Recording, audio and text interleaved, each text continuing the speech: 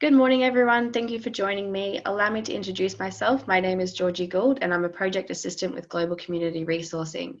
I am pleased to be the moderator for today's webinar, the focus of which is smart communities, smart cities, smart regions, and assistive technology. Our webinar today is facilitated by Global Community Resourcing for the Community Care Smart Assistive Technology Collaborative. Global Community Resourcing has extensive international linkages, and we have been fortunate enough to work on many international projects and research entities. If you've joined us for previous webinars, you'll know that they are designed from feedback and requests we receive through the collaborative. The focus of our webinar is to bring together local, national, and international perspectives in research and development, as well as deployment in smart assistive technology in the community care sector. Just a reminder, if you haven't formally registered at the collaborative site, it is accessible to all and free to register.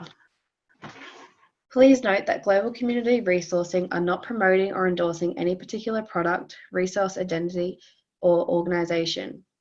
The purpose of our webinar is to serve and to inform viewers of various smart assistive technologies currently in deployment. In this webinar, Zoe Eather will provide a range of insights from her work in areas related to smart communities, smart cities, smart regions, and smart technologies.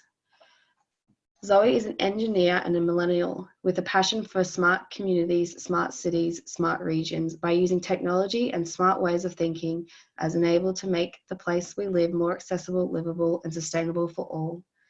Zoe keeps up to date with the latest trends and shares her learnings through hosting the Smart Community podcast. Zoe's background includes civil construction, project management, environmental engineering, and advanced and emerging transport technologies. Welcome, Zoe, and take it away. Thanks so much, Georgie, and thank you so much for the invitation to be hosting this webinar today. I'm really excited to share with you some of the learnings I have gained from my Churchill Fellowship, which I will tell you about right now. Let's jump straight in. Okay. So first of all, I'd like to share with you a story. I was at a circular economy event when I was in Amsterdam, looking out over the water, chatting with some really amazingly passionate people and telling them about this fellowship that I was on, that I was traveling to 9 countries in 9 weeks and researching smart mobility. When I mentioned that I'd been to Mexico City, one guy piped up, "Do you know what one of the biggest problems was for the metro there that only affects women?" And I said, "Oh, I don't know, safety, I guess." And he said, "Well, yes, but not in the way that you think. So of course now I'm really curious. Tell me more." He then proceeds to tell me that the biggest problem was that women were giving birth on the metro, on the floor of the train carriages. And I start thinking, oh my goodness, these women must be hospital. Only option. They're not arriving in time due to the overcrowding and delays. He said that that's what the government thought too. But it started happening so regularly, so they started to investigate. And they started to collect data and ask the women involved. And it turns out that the women were choosing to go to the metro when they were due. But why? Because when you buy a ticket for the metro for a couple of pesos, they would also get health insurance for the duration of their journey. Pretty clever, huh? So what did the Mexican government do? Well, there were definitely a few options. They could have changed the policy, tightened the rules, stopped them from entering, send them away, send them to the closest hospital. But instead, according to my Dutch friend, who I've heard are very honest and trustworthy, they placed midwives and nurses on the trains so that they were ready to respond. Wow, I thought. The future of transport, meeting the real needs of the community. Now, of course, I wanted to find out all the details of this story, do my usual fact checking, check out the data, what did it say? But do you think I could find anything on this? No, absolutely nothing. So I couldn't put it as a case study in my report, but it really got me thinking. And even if it's not 100% accurate, the message still stands true. When you start talking about the real needs for your community, the conversation about the future of transport is a very different one, very different to the ones that we've had in the past. So what makes mobility smart? Well, I don't really think that it's autonomous vehicles or electric vehicles or even flying taxis per se. It's about an integrated network that makes the communities we work, live, and play more accessible, livable, and sustainable for all. Now, that's really great, but how do we actually do that? So, from March to May this year, I went searching the globe for an answer to this. And did I find it? Well, I'll let you decide. First of all, I'll just go through quickly what we'll cover today in this webinar. So we've got the global issues. What aren't we talking about enough? What is needed to future-proof?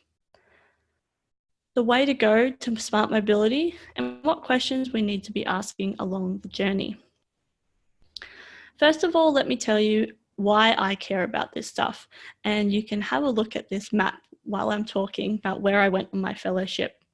So in 2016, I lived in South Korea for 3 months, and this is where I learned about the smart city concept and came back to Australia and was really obsessed with this smart city thing, talking to anyone and everyone about it, and I really couldn't work out what the actual point of this smart city thing was. Excuse me. And although intriguing, I kept bringing back to what the problem was we were actually trying to solve here. And what I realized was rather than it being a thing, it's actually a way of thinking, a framework of not doing things the way we've always done them. And then I realized it's not only about the city, but about the regional, rural, and remote areas as well. They could benefit from this thing quite significantly. And so I started using the term smart community. And then I also realized that it's not a thing per se. It's about the people around the table. It's about bringing people together that typically wouldn't be in the same room to solve these wicked problems. And then I realized that the government really needs to be active in this. Okay, so now we're in April 2018. I decided to leave my good, secure job to start this podcast, the Smart Community Podcast. And at the same time, I applied for the Winston Churchill Fellowship. And at the time, I thought I'd be researching all the shiny, sexy stuff like autonomous vehicles and flying taxis, etc., etc. But what I realized is that I'm actually passionate about shifting the conversation from one led by technology to one that's about an integrated network that makes the communities thrive, and that the public good which mobility enables is really front of mind. So I looked at the current transport network of each place, what the pain points were, and what people are thinking and hoping for the future.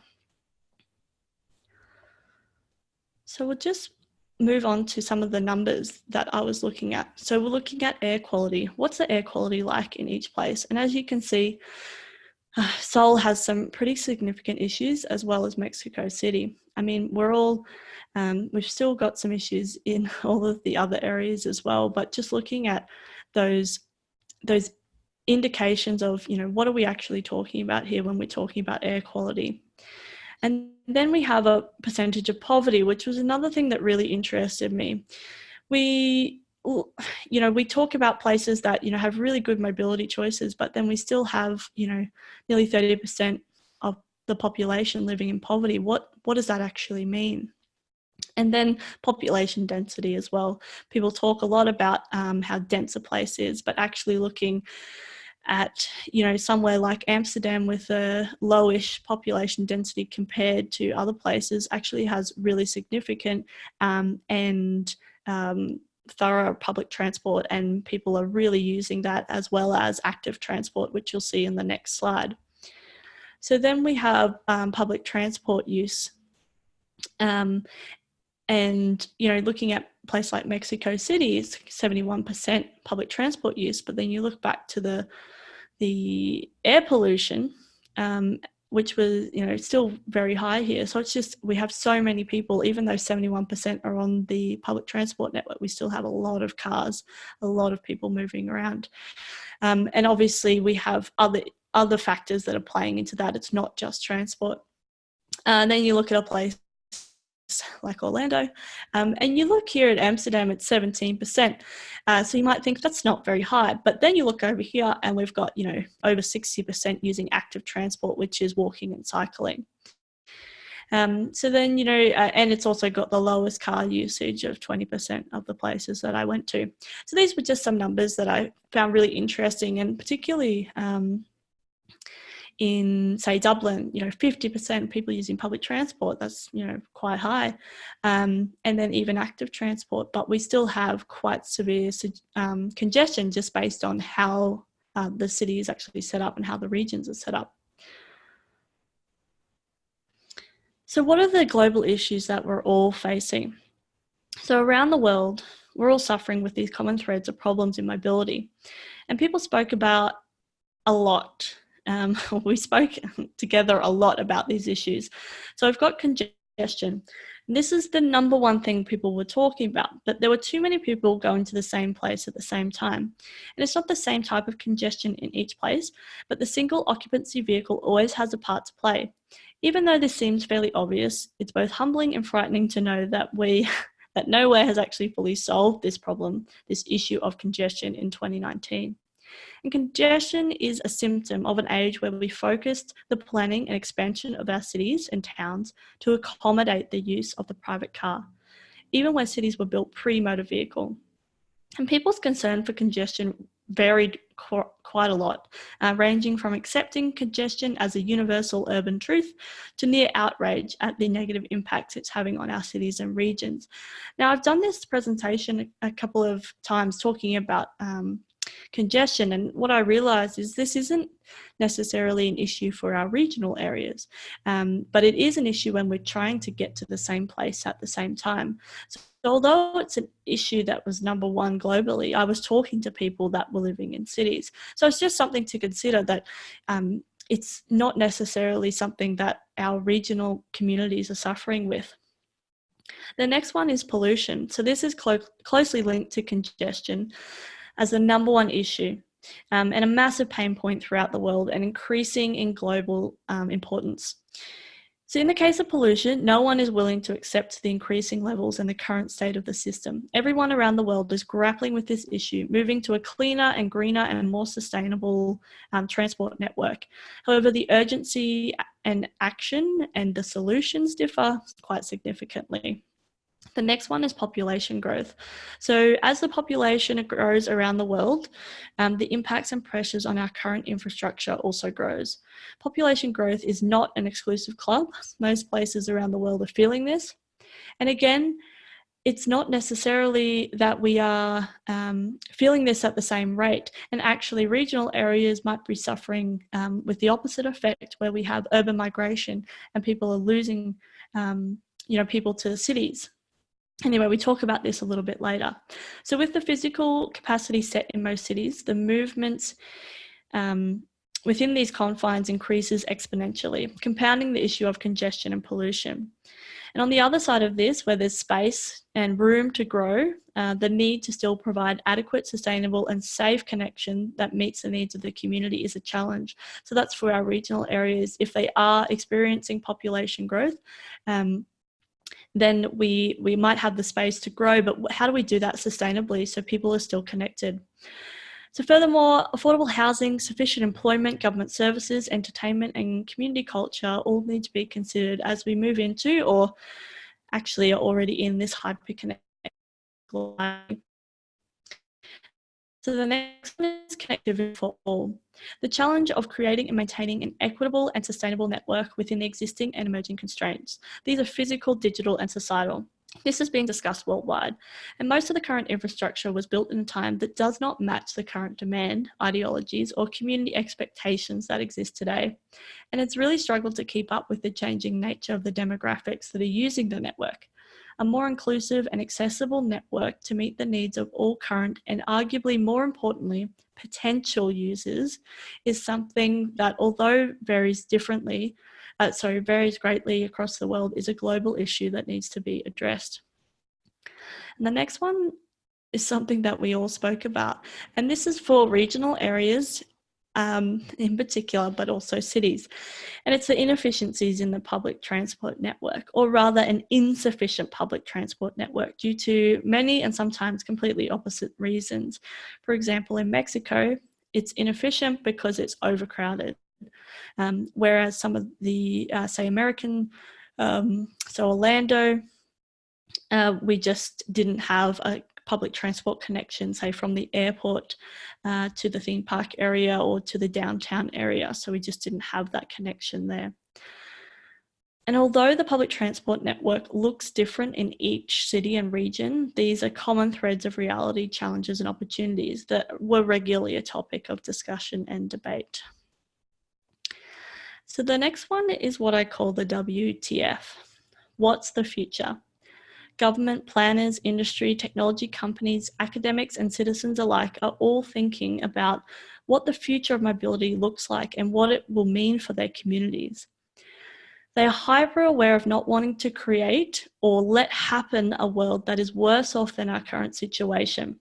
No matter what the current situation is, we are all thinking about how we can improve the network and or the state of play for us individually and as a collective.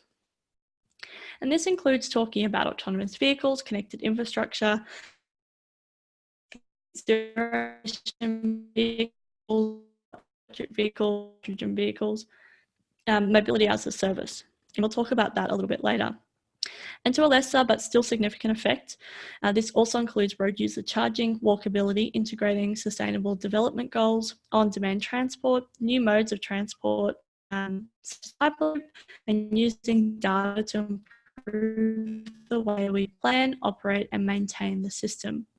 Where the governments are thinking regionally, have a vision for the future, and if not leading, they are actively involved in this change, real benefits for the community can be realised.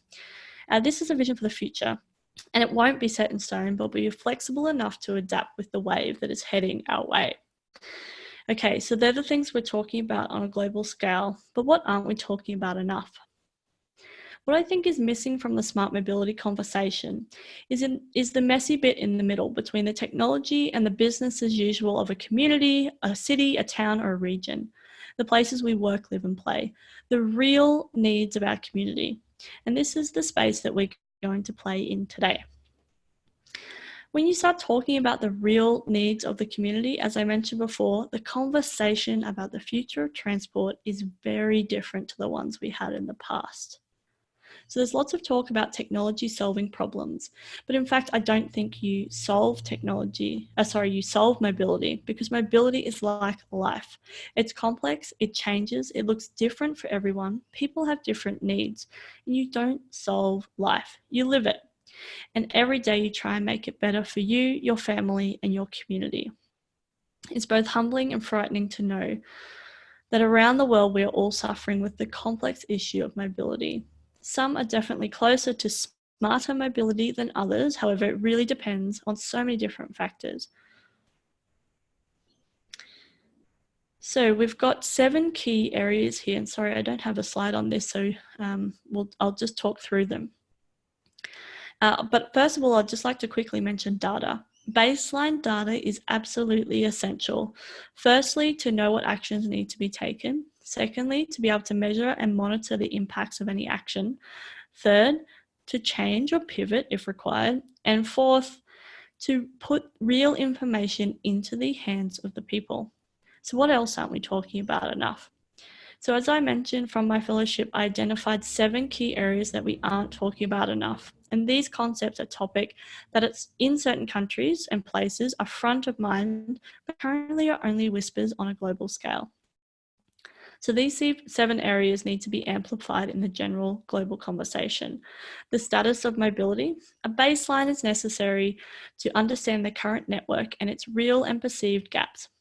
So both the numbers and the stories are important, and so then we can measure both the positive and negative impacts. So that's the status of mobility.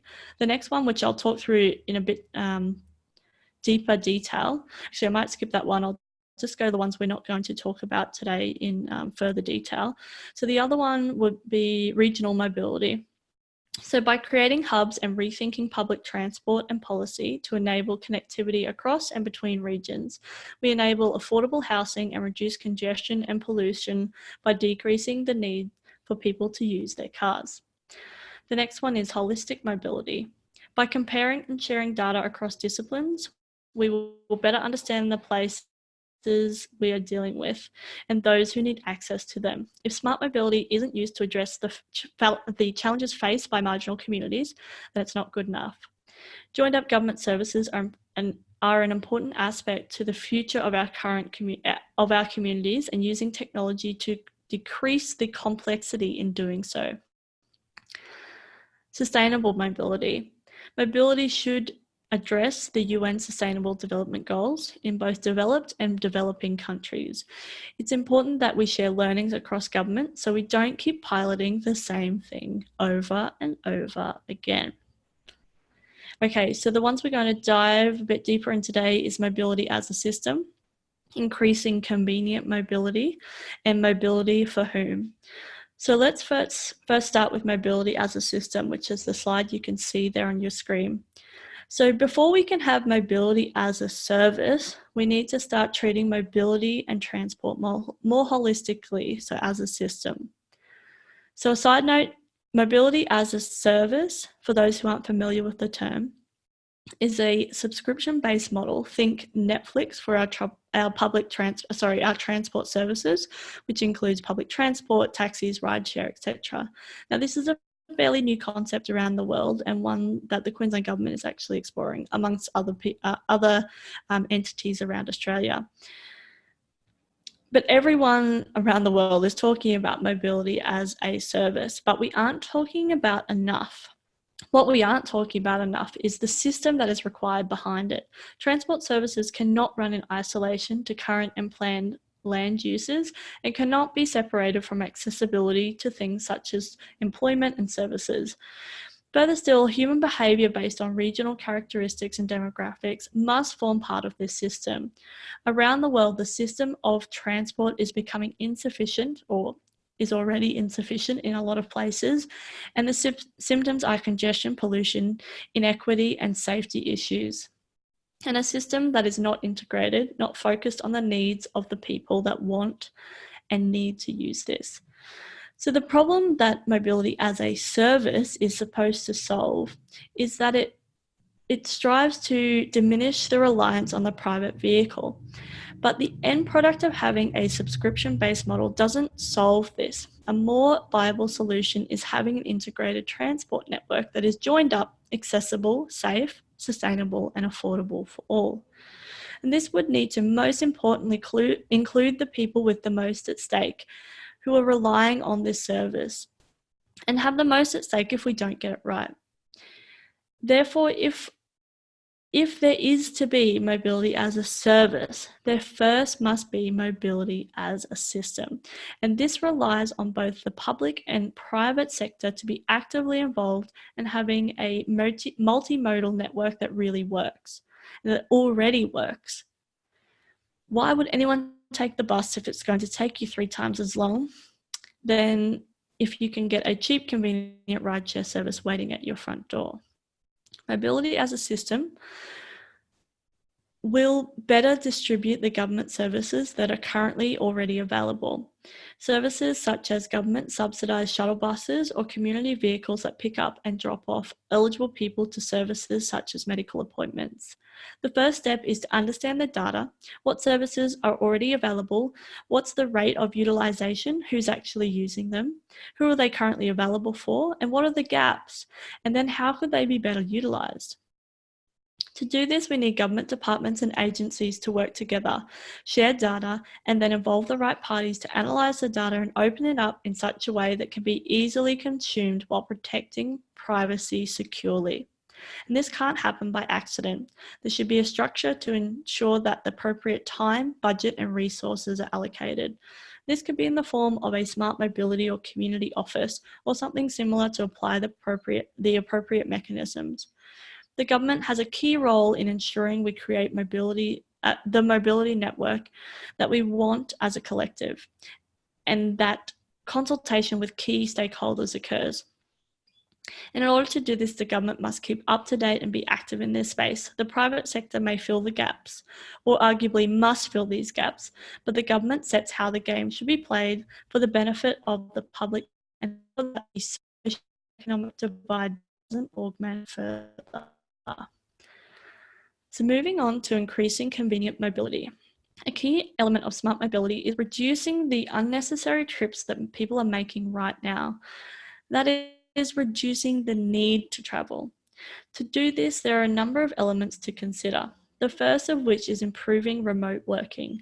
And this is more of a culture challenge than it is a technical one, and will look different in different fields and different industries. But as the workforces change and the ability to work from anywhere increases, traditional organizations will struggle to attract the talent that they require to survive, let alone thrive. And this theory also extends to cities and regions, having the ability to offer their communities interesting employment and opportunities, while not killing the lifestyle that attracts people to those places in the first place. It doesn't make sense that the commute hasn't changed in the past 60 or 70 years, given the advancements in all other areas that make it easier to work in place. Is that to say we'll never see people again? No. And is that to say we'll only ever interact through a computer screen? No. But is that to say that we will have to build trust in different ways? Yes. Being able to build trust digitally is an absolute must in any current or future organization. It is imperative that we have the systems and processes that support and nurture this environment. Now, can everyone do this? No. Ideally, people that have jobs where they must be present in a certain place should be prioritised on our network. Professions such as a shop assistant or a nurse or a factory worker or a carer should have their needs planned first. Alongside this, the people who need to attend necessary services, particularly if they are off-peak and need to be accessible. With urban migration currently at odds with affordable housing, people with lower incomes aren't able to live in the heart of the city with access to all of these services, and therefore move to the outer edges of a city. So how do we ensure that we are creating places that aren't sprawling and just increasing the digital divide, or the divide once again? Another element of this idea is bringing what we need closer to where we live. That is, rather than cities and regions being places that you move through, being places of living. Changing the traffic movements to reclaim back the streets is the first step. However, it is also about sensibly decentralizing services to make them within walking and cycling distance from where people actually live. These include things like hospitals, universities, having our own power supplies, green space, restaurants, and entertainment venues. To counteract the diversity only live, integrated public transport could offer a range of options. These systems have the ability to connect with these hubs to other districts and larger spaces. Mixed-use development combined with digital and physical connectivity with a focus on the human experience is really what is needed. So the next one is for whom. So who are we actually planning for? Who are we actually planning mobility for? Mobility is often seen to be about new high-tech solutions that will solve all of our problems. But without bringing people along the journey, we can't call it smart. Because mobility impacts everyone. We can't let it happen to our communities. We must be involved to shape it. We have to start changing how we plan and whom we actually plan for. Traditionally, the transport network has been planned for business people, particularly men, travelling to and from their work to their home in a motor vehicle with no children, with no bits and pieces and other stops along the way. Now we're doing things differently, but we're still using the same network. Both men, women, children, and people of all abilities are participating in society, and rightfully so. Therefore, there are some fundamental differences in how we planned in the past, for right now, and how we must plan for the future. Women must be involved in mobility and in turn in the planning of our cities and regions, both professionals and the community, people from the community. Other needs that need to be considered are the increasing non-peak trips, prams, the use of wheelchairs, accessibility, and catering for our ageing population. As mobility is a fundamental piece, people in the community must be able to access it, and not just physically. People to have the tech and to understand what how their data is actually being used, and what services are available. It is one thing to working up the data, yet another thing entirely to put the information in the hands of the people, and another thing again to make sure that the people can understand that the information that they're getting presented with and make informed decisions about it. Just like government provides public schooling, now build data literacy within the community to ensure that the digital divide doesn't increase, and in fact we can close that gap. We need different people involved in decision making because different things are affecting these once traditional decisions. Different things need to be considered, and without digital diversity in decision making, the way it was always done won't be enough anymore. Collective groups of people of diverse backgrounds must be involved, acknowledged, and considered in this space. The unheard voices of the elderly, people with disabilities, people living in poverty are needed as are the voices of caring professionals, creatives, and the people that don't normally fit into the transport planning profession. Everyone at the table must be honoured and respected, as we all offer important and different experiences, points of view, and expertise. And this doesn't mean that we'll all agree, highly unlikely that we will, or that everyone will be able to get exactly what they want. It's for the public good and budgets are not unlimited. However, we will be able to empower a community that feels like their voices are being heard.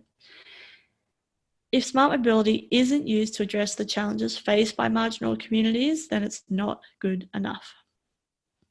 So as I mentioned, there's 4 others that you can read about in my report: the status of mobility, regional mobility, holistic mobility, and sustainable mobility. So based on the common threads of the global challenges and the approaches that need our attention, I developed the following diagram, which is called the future proof. And this is what is needed to future-proof our communities as we build towards smart mobility. So you can see that there on the screen. So how do we actually get to the future-proof? Well, we need to start asking the right questions and making sometimes small, sometimes large incremental changes. It doesn't matter what position we're starting from, we just need to start. It's a continuous process that keeps evolving, keeps shifting and progressing. And for it to be smart, we must update our understanding. However, this doesn't mean that we continue to jump on and adopt the latest technology just for the sake of it. Smart mobility must be built on the backbone of an integrated transport network that's not just about moving people, but creating livable communities. It doesn't happen all at once, and it can be difficult at times. However, it's imperative that we get this right for the sake of our communities to enable real smart mobility. So in order to prepare for this future, sorry, it's a little bit blurry there, hopefully you can still read it. We can't take a back seat, we must be the driver, even if it's with our own 2 hands or by an algorithm by our design. So how do we actually get there? So by taking the future proof, so taking where we need to get to and understanding what we need to focus on, I developed the Way to Go framework. The Way to Go framework is an overarching framework which we can use to get to smart mobility. So to use it, we start in the middle. We start with our vision. This can be as small or big as we like. We move around the inner circle to solving the problem, looking at the data, and then taking action, and back around to revisit our vision. The outer circle is the supporting mechanisms required for success, and each of them is explained a little bit further in the diagram there, which you can see. And you can have a bit of a read further if you have a look at my report. Okay, so what do we actually do about this? This is something I've developed called the conversational journey plan. And these are some of the questions we need to ask. So as we have a look at these, I'll just quickly talk through 3 of the elements in the Way to Go framework. So the first one I'll talk about is different heads. So we need a diverse range of people at the table. Digital diversity, as practical futurist Andrew Grill used. this includes the often unheard voices of the general community. I might just go back to this one here so you can see. So this one I'm talking about here, the different heads. So this includes the often unheard voices of the general community and the marginalised communities. That is the people with the most at stake. And there's two sides to this: meaningful engagement and those who are sitting around the boardroom table making decisions. Both need more diversity. So the next one I'll talk about is headspace. This is setting up a governance that lets people do things differently in the first instance, away from business as usual, as the way we work through what it is and what isn't possible in this space. When we create a space for people to think, that are working towards a vision with the right decision-making powers and actual funding and resources, real change can happen, because focus and legitimacy and the ability to step back and look at the whole picture, so not just transport, but health, education, environment, access to jobs. The right connections can be made and collaboration. Actually, it's more than that, integration can be forged. So this leads on to not alone, which is this one here, which now I think with my theme, I should have called better than one. But anyway, no one person, government or company can do this. And due to the complexity of mobility and life, strong partnerships with the user at the centre are paramount. It's important that government is able to set the rules of play to ensure that public good is served, which is what we talked about earlier. So setting up that governance, setting up that group that has that decision-making power. But more heads and investing in the right heads for a multidisciplinary approach that has direction is key. When all these people are in the room, procurement must be accessible, transparency is key, and trust and relationships will make or break you. So I hinted at this next one, which is the conversational journey plan. So these are some of the questions that we can ask along the way, and I've got more of those in my report. Okay, we're at the finish line. To start thinking and talking about smart mobility requires a change in the narrative. Rather than leading with a discussion about technology, we can talk about an integrated network that makes the communities, the places we work, live and play more accessible, livable and sustainable for all. So some of the questions to start your smart mobility conversations with: how do we get mobility as a system? Do we know what the status of mobility is in our region? Do we need to travel, or can we do this remotely? Have you considered how this connects with regional areas? Who are we actually planning for? Will this affect any other areas like health or education? What is the whole life cycle of this decision? So now that you've started to have these smart conversations, what are the things that we need to consider to support this? So as per the Way to Go framework, we need different heads involved. We need headspace. We need to continue to ask for whom. We need to be in the driver's seat. And we can't do this alone. We have to think as a whole and make sure we stop, because data is very important. So start wherever you are and continue to ask questions, because just like the pregnant women in Mexico needed something more from their daily commute, your community needs you to start thinking and talking about smart mobility by not leading with a technology discussion, but a change in the narrative to an integrated network that makes our communities, the places we work, live and play, more accessible, livable and sustainable for all, focusing on the real needs of our community. And finally, it's both humbling and frightening to know that the world is united on this, and we are all suffering with the complex issue of mobility. Thank you very much. There's my email address, so feel free to reach out anytime, and you can also check out my website. Thanks so much. Thanks, Zoe. We have a couple of questions from the collaborative. Awesome. Jan asks, do you have any examples from your fellowship research that could be considered or implemented in Australia? Yeah, so when I was looking at the different projects and things people were doing around the world, what really interested me was that governance we talked about. And governance is a pretty boring word, but basically it just means setting up the structure so then you can actually, make decisions. You have people focusing in on a certain topic, that kind of thing. And you have the right people in there to make those decisions. So there was a couple of really good examples in that space. So Smart Dublin was an organisation set up that had that could then link across the different councils that were in that area. And so they had a real focus on mobility, but then also they had a stream of environment, waste. They had all these different streams that they were looking at.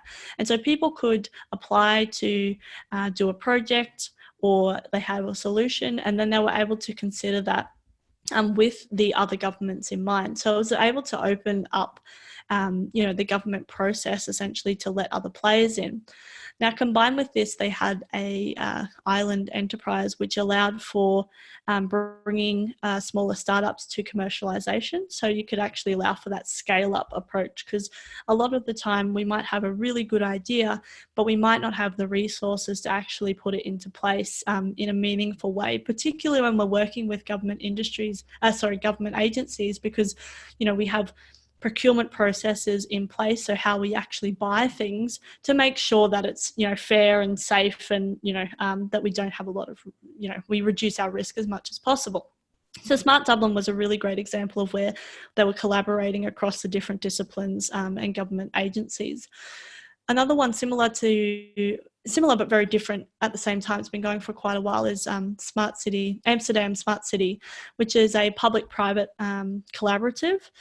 So we have Amsterdam City Council, which does a lot of great work, but then they work with Amsterdam Smart City.